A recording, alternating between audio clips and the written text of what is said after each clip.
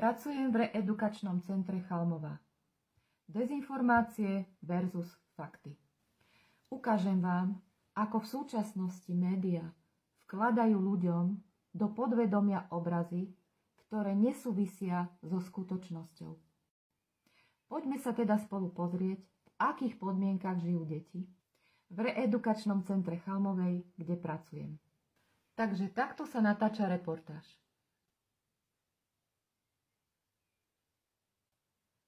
Reportáž o zariadení reedukačného centra sa natáča na pozemku patriacemu obci Bystričany.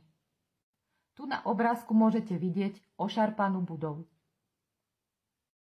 Na tomto obrázku je hrba odpadkov a pritom sa vedie rozhovor o RC Bystričany. Ďalej sa divákovi podsúvajú zábery iných budov, cudzích priestorov, ktoré sa vôbec nenachádzajú v reedukačnom centre v Chalmovej.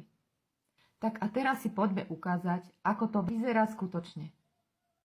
Takže toto sú tie strašné zariadenia, o ktorých sa v reportážiach hovorí, o nedodržiavaní hygieny, o strašných podmienkách, akých chlapci žijú, o tom, že títo chlapci sa v živote neuplatnia.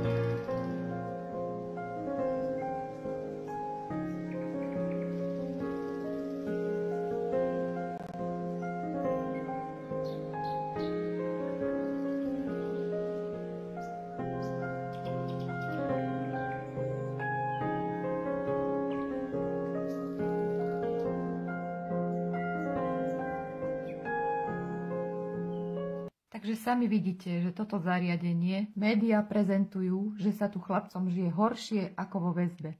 Prchy bez teplej vody a hlad. Takto je to dnes prezentované médiami. Priestupky, ktorých sa chlapci dopustili, boli vždy nahlásené a riešené políciou. To, čo tu hovorí prokurátorka Zuzana Hozová, že tu boli zistenia takých rozmerov, že malo byť zariadenie ihneď zatvorené.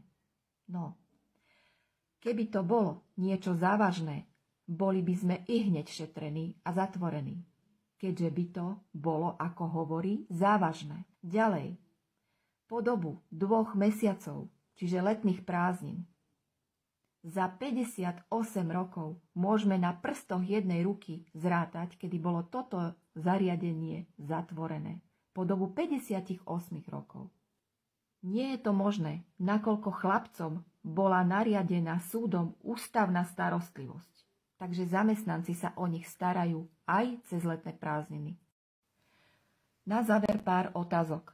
Prečo starosta, ktorý stojí v reportáži pri schátralej budove na pozemku obce Bystričany, hovorí o strašných podmienkach, o zlej hygiene, o tom, že sa títo chlapci v živote neuplatnia? Pán starosta, nezamestnávate náhodou aj vy, nášho bývalého chovanca, u vás na obecnom úrade v Bystričanoch? Teraz sa chcem poďakovať všetkým zamestnancom. A ako napísali 2 chlapci, dobro vždy zvíťazí nad zlom. Dezinformácie versus fakty. Nebojme sa hovoriť. My sami si tvoríme budúcnosť.